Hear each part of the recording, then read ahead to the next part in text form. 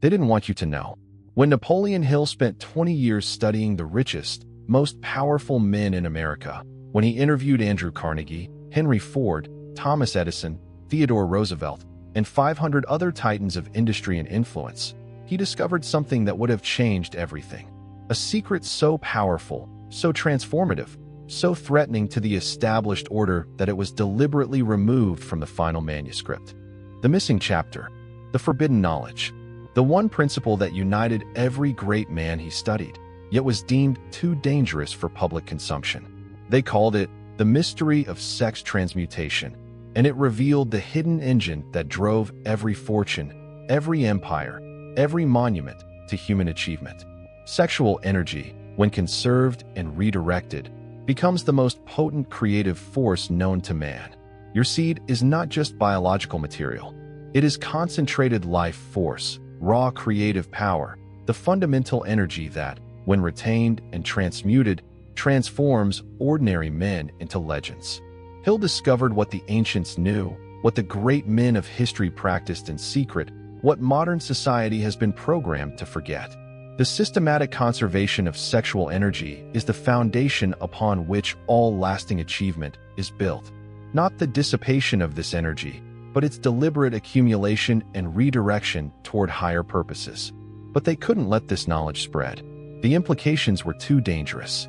A world of men who understood how to harness their most powerful energy would be a world impossible to control, impossible to manipulate, impossible to keep enslaved to base desires and temporary pleasures. So they edited it out, sanitized it, reduced 20 years of research into the secrets of achievement to safe, socially acceptable principles that wouldn't disturb the established order. They gave you goal setting and positive thinking while hiding the nuclear reactor that powers genuine transformation. Napoleon Hill was born into poverty in a one-room cabin in rural Virginia, raised by a stepmother who saw potential where others saw only a troublemaker. His early life was marked by rebellion, by a refusal to accept the limitations that society placed on poor boys from forgotten corners of America. But Hill possessed something that would define his destiny, an insatiable hunger for the truth about success, wealth, and power. Not the shallow promises of get-rich-quick schemes, but the fundamental laws that govern the accumulation of fortune and the achievement of greatness. When Andrew Carnegie, the steel magnate who was then the richest man in America, challenged Hill to spend 20 years studying successful men and distilling their methods into a philosophy of achievement, Hill accepted without hesitation. He had no way of knowing that this commission would lead him to discover the most closely guarded secret of the elite. Carnegie himself had hinted at it during their first meeting. "Young man," the Steel King had said, "there is a power within every man that, when properly directed, can accomplish anything he sets his mind to achieve. But this power is often wasted through ignorance, dissipated through lack of understanding, scattered through base indulgence." Hill didn't understand then. But as he interviewed titan after titan, as he studied the habits and practices of men who had built empires from nothing, a pattern began to emerge. These men shared something beyond ambition, beyond intelligence, beyond even opportunity. They shared a relationship with their own energy that was fundamentally different from ordinary men. Thomas Edison, the wizard of Menlo Park who gave the world electric light, spoke of inner fire that must be carefully tended and never allowed to burn out in wasteful pursuits. Henry Ford, who revolutionized industry and created the modern world, practiced what he called energy conservation with religious devotion. John D. Rockefeller, who built the Standard Oil empire and became the richest man in history, followed strict personal disciplines that included what he termed the preservation of vital essence. These men understood something that Hill was only beginning to grasp. Sexual energy is creative energy, and creative energy is the source of all achievement. But it was Theodore Roosevelt who finally made it explicit. The former president, war hero, and force of nature spoke candidly about the connection between sexual restraint and masculine power. "The energy that creates life," Roosevelt told Hill, "when conserved and redirected, becomes the energy that creates empires. The man who scatters this force in momentary pleasures will always remain weak. The man who harnesses it becomes unstoppable." Hill began to see the pattern everywhere. The great men weren't just disciplined in business. They were disciplined in every aspect of their lives, but especially in their relationship with sexual energy.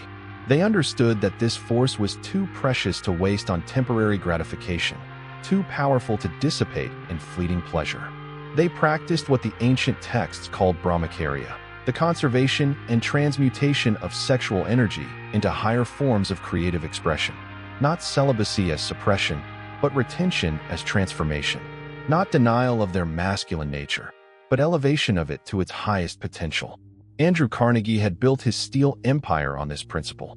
He spoke to Hill of the furnace within that must be kept burning at maximum intensity, never allowed to be extinguished by the cooling waters of base satisfaction. Every dollar of his fortune, every innovation in his industry, every victory over his competitors had been fueled by conserved and redirected sexual energy. Henry Ford's revolutionary assembly line, his transformation of manufacturing, his creation of the modern industrial age, all of it emerged from what he called the inner engine that ran on carefully conserved vital force. Ford understood that the same energy that creates babies could create industries if properly channeled. Thomas Edison's 1,000 inventions, his tireless work ethic, his ability to function on minimal sleep while maintaining extraordinary creativity, all manifestations of sexual energy transmuted into intellectual and creative power. Edison had discovered that the same force that drives reproduction could drive innovation when redirected through discipline and focus. But Hill realized he had uncovered something more dangerous than a simple success principle. He had discovered the secret that the ruling class used to maintain their dominance while keeping the masses weak, distracted, and controllable. The elite understood sexual transmutation. They practiced it, taught it to their sons, built their fortunes on it. Meanwhile, they promoted sexual liberation for everyone else, understanding that a population constantly dissipating its creative energy through sexual indulgence would never develop the power to challenge the established order. This was the real reason for the missing chapter.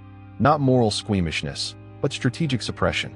They couldn't allow the general population to understand that their most powerful energy was being systematically drained through encouraged sexual excess. Hill's research revealed that every great fortune was built on retained sexual energy.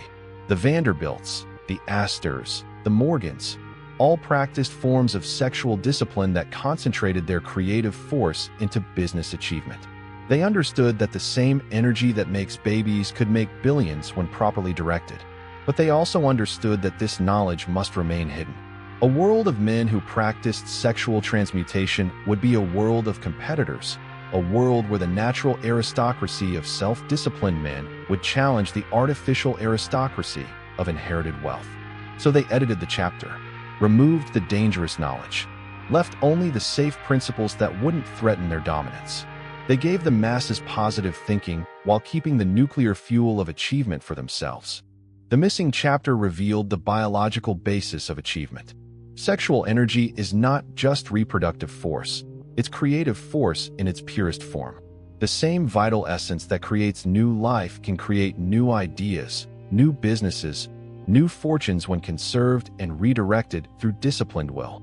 Hill discovered that men who practiced sexual restraint showed measurably higher levels of creativity, energy, and achievement than those who dissipated this force regularly. The correlation was so strong, so consistent across hundreds of interviews, that it could not be ignored. But modern society has been deliberately programmed to ignore it. The sexual revolution wasn't liberation, it was pacification. A systematic effort to keep men weak by convincing them to waste their most powerful energy in momentary pleasures rather than building lasting achievements. Look at the men who built America, who created the modern world, who left legacies that endure centuries later. Study their personal habits, their private disciplines, their relationship with sexual energy. You'll find the same pattern Hill discovered: conservation, transmutation, and redirection of sexual force into higher purposes. Today's culture promotes the opposite. It encourages sexual excess while wondering why men lack drive, ambition, and creative power. It celebrates sexual liberation while producing generations of men who are slaves to their lowest impulses rather than masters of their highest potential. The missing chapter would have revealed that your sexual energy is your creative energy. Every time you release this force through masturbation, casual sex, or lustful indulgence, you're robbing your future self of the power needed for achievement. Every drop wasted is potential unrealized, dreams unfulfilled, greatness abandoned. Hill's research showed that men who retained their sexual energy for 30 days or more experienced dramatic increases in mental clarity, creative thinking, and business acumen. Those who practiced retention for 90 days or longer often reported breakthrough insights, revolutionary ideas, and quantum leaps in their professional achievements. This wasn't mystical thinking. It was observable, measurable, repeatable. The men Hill studied had stumbled upon or been taught the fundamental principle of human achievement. Sexual energy is the raw fuel of greatness, and greatness requires fuel to be conserved rather than wasted. But they couldn't let this knowledge become common. The implications were too threatening to the established power structure. A population of men practicing sexual transmutation would be a population of potential competitors, innovators, and empire builders. So they promoted sexual excess while practicing sexual discipline themselves. They encouraged liberation for the masses while maintaining restraint in their own families. They understood that power belongs to those who can control themselves, while those who cannot control themselves will always be controlled by others. The missing chapter revealed specific techniques for sexual transmutation, not mere abstinence, but active redirection of sexual energy into creative channels. Hill learned that the great men didn't simply suppress their sexual desires. They transformed them into business desires, creative desires, achievement desires. When Edison felt sexual energy rising, he would immediately redirect it into his laboratory work. When Ford experienced sexual urges, he would channel that energy into innovation and problem solving. When Carnegie's sexual desire peaked, he would transmute it into business strategy and empire building. They understood that sexual energy and creative energy are the same force expressing itself through different channels. Block the sexual channel through disciplined retention, and the energy naturally flows into creative channels, supercharging intelligence, intuition, and innovative thinking. This is why the greatest achievements in human history have come from men who practiced some form of sexual restraint. Not because they were afraid of sex, but because they understood the power of conservation and transmutation. They chose to build empires rather than waste their power in momentary pleasures. Hill documented case after case of men who discovered this principle and transformed their lives. Struggling entrepreneurs who became millionaires within years of beginning sexual retention. Artists who produced their greatest works after learning to conserve their creative energy. Inventors who made breakthrough discoveries by redirecting sexual force into intellectual pursuits. But he also documented the opposite. Brilliant men who squandered their potential through sexual excess, promising careers destroyed by lack of sexual discipline, fortunes lost by men who couldn't control their base desires. The pattern was clear, consistent, undeniable. Sexual discipline equals life discipline. Sexual mastery equals life mastery. Sexual transmutation equals life transformation. Yet this knowledge was deemed too dangerous for public consumption. The publishers, the editors, the cultural gatekeepers all agreed. This chapter must be removed. The masses must not learn the real secret of achievement. Instead, they were given safe substitutes. Positive thinking without the power source. Goal setting without the energy to achieve goals. Visualization without the vital force needed to make visions reality. Hill complied, but reluctantly. He knew he was removing the heart from his philosophy, the engine from his system, the nuclear core from his achievement technology. Everything else was just technique. This was the power that made technique effective. In private letters discovered decades later, Hill expressed his frustration with the editing process. "They have removed the most important chapter," he wrote to a friend. "Without sexual transmutation, the rest becomes mere positive thinking. I fear I have given the world a Ferrari without an engine." But even in the sanitized version, hints remain. Careful readers of Think and Grow Rich will find oblique references to the mystery of sex transmutation, veiled allusions to the most powerful of human desires, coded language about creative energy and genius power. These breadcrumbs were Hill's attempt to preserve the essential knowledge while satisfying the censors. He hoped that serious students would read between the lines, investigate further, discover for themselves what he was forbidden to state explicitly. Some did. A secret network of men began practicing the hidden principles, sharing the forbidden knowledge, applying the missing chapter to their own lives. They became the quiet achievers, the behind-the-scenes builders, the men who accumulated power while others dissipated theirs. But the vast majority remained ignorant. They read Think and Grow Rich, applied the surface techniques, wondered why they didn't achieve the results they expected. They didn't understand that they were trying to run a race car on empty, attempting to build an empire without fuel. The missing chapter would have changed everything. It would have revealed that every man carries within himself the power to achieve anything he desires. But this power must be conserved, concentrated, and consciously directed. It cannot be wasted in base pleasures and still be available for higher purposes. Modern neuroscience has begun to validate Hill's suppressed discoveries. Research shows that sexual restraint increases testosterone, dopamine, and other neurotransmitters associated with motivation, creativity, and achievement. Brain imaging studies reveal that men practicing sexual discipline show increased activity in the prefrontal cortex, the area responsible for planning, goal setting, and impulse control. The biological mechanisms Hill intuited through observation have now been measured and documented. Sexual energy is creative energy, and creative energy is the foundation of all achievement. Waste the energy, and you waste the achievement potential.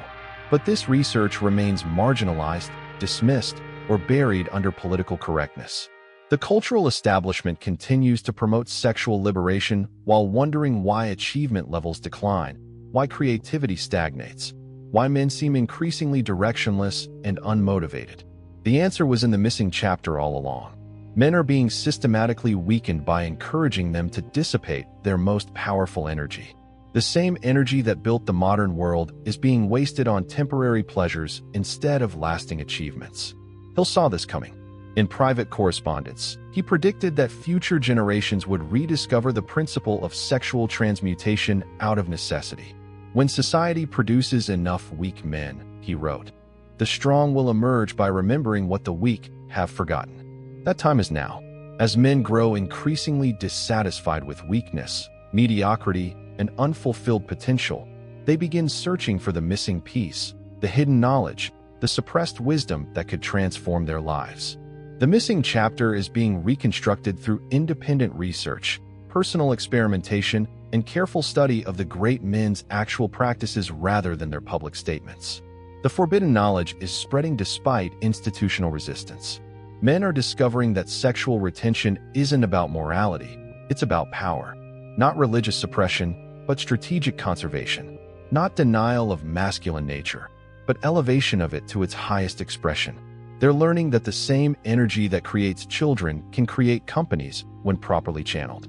The same force that drives reproduction can drive innovation when consciously directed. The same power that makes babies can make billions when transmuted through disciplined will. This is your inheritance. This is the knowledge they didn't want you to have. This is the missing piece that explains why positive thinking alone doesn't work, why goal setting without power source fails, why visualization without vital energy remains mere fantasy. Your sexual energy is your creative energy. Your creative energy is your achievement energy. Your achievement energy is your power to transform not just your own life, but the world around you. The great men Hill studied understood this. They built their empires on retained and transmuted sexual energy. They accumulated fortunes by conserving and redirecting their most powerful force. They achieved immortality by choosing creation over gratification. You have the same energy they had. You carry the same creative force that built railroads, steel mills, and electric companies. You possess the same vital essence that generated revolutionary ideas, breakthrough innovations, and world-changing achievements. The only question is what you'll do with it. Will you waste it in momentary pleasures like the masses, or will you conserve and transmute it like the masters? Will you dissipate your power in base indulgence, or will you concentrate it into lasting achievement? The missing chapter revealed that this choice determines everything. Men who scatter their sexual energy remain scattered in all areas of life. Men who concentrate their sexual energy become concentrated forces of nature, unstoppable in their pursuit of chosen goals. Napoleon Hill spent 20 years learning this truth from the most successful men in history. They tried to hide it from you, but the knowledge survives. The forbidden chapter exists not in any book, but in the lives of men who discover and apply its principles. Study the great achievers. Examine their personal habits. Research their private disciplines. You'll find the missing chapter written in their actions, encoded in their methods, demonstrated in their results. They conserved their sexual energy. They transmuted it into creative energy. They achieved greatness by choosing discipline over dissipation, power over pleasure, empire over indulgence. The same choice stands before you. The same power flows within you. The same potential waits to be unleashed through the same principles they used. The missing chapter was never really missing. It was hidden, suppressed, coded in obscure language and private practices. But the knowledge endures, waiting for men strong enough to embrace it, disciplined enough to apply it, wise enough to understand what they've been denied. Your sexual energy is your destiny. What you do with it determines what you become. The great men knew this. The system doesn't want you to know it, but now you do. The choice is yours. The power is within you. The missing chapter is written in your potential, waiting to be expressed through your discipline. Rise and write it through your life.